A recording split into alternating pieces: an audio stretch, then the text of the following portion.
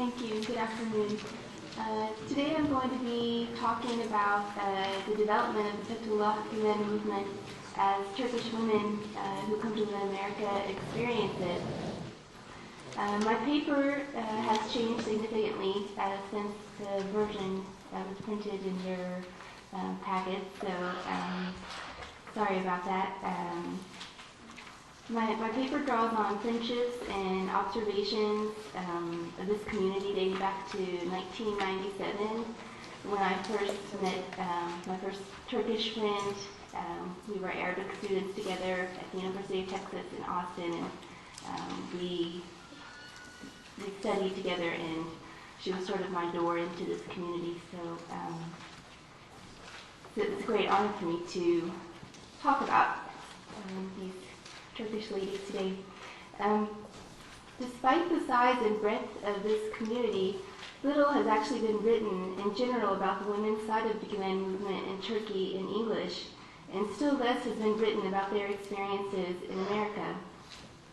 While much has been written about Turkish Islam as it is understood in the context of Fethullah Gülen's writings at a more theoretical level, little or no scholarship is focused on how this Turkish Islam is negotiated in the daily lives of his adherents in an American context.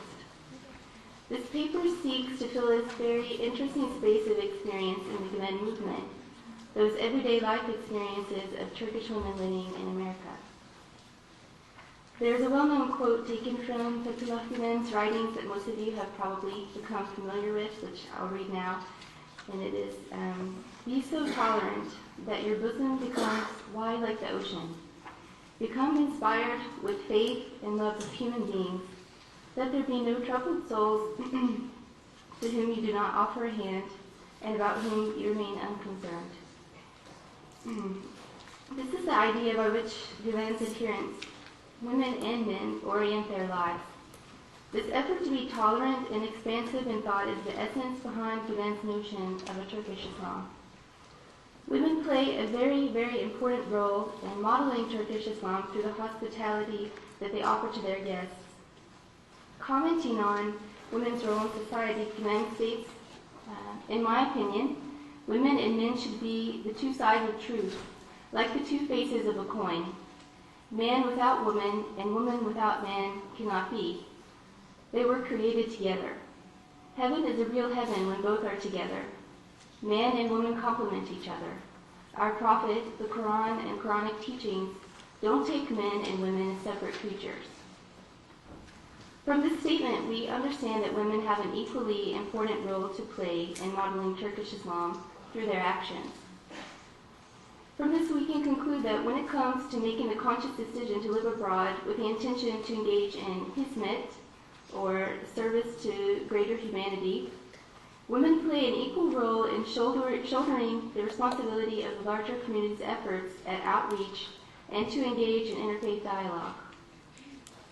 So seriously do women take their pledge to hizmet that everyday actions like cooking and inviting guests take on the proportions of a sort of hijrah, and those participating are muhajirun.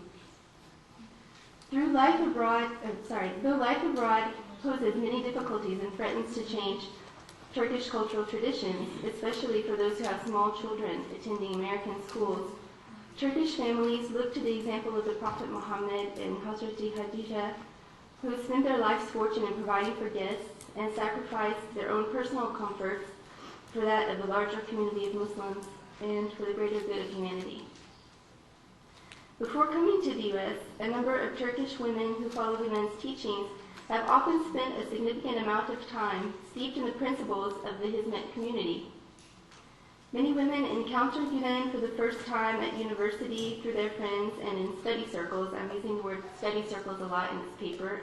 The Turkish term for those would be ders or sohbet. Anyway, they encounter Gülen through these study circles where his teachings, combined with those of Sayyid Nursi's, are widely available in different campus settings. They may have participated in a number of study circles and have taken part in Gülen communities before participating in them in the United States. Some have disagreements with their parents over their involvement in Hizmet communities if they happen to grow up in secular homes. Some may have been born into the movement and had their parents or neighbors or other relatives as role models for living in the Hizmet community. One woman now living in San Antonio, Texas, explained to me that her experience of living in a Gülen dershane, or a dormitory, in Turkey was a formative period for her.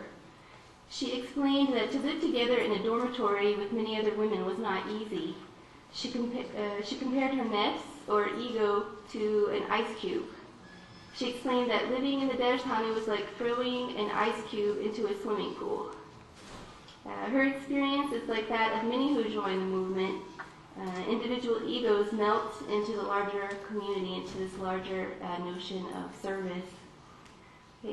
Putting others before oneself, paying attention to not breaking one's heart, this is a term that is used widely, and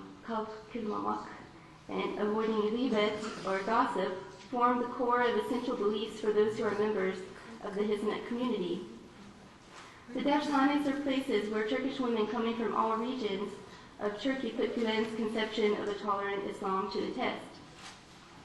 A kind of group identity is formed in the process, and the desire to live Hizmet in a different context is often what inspires women to come to the U.S., and they take part in the movement outside Turkey in that way.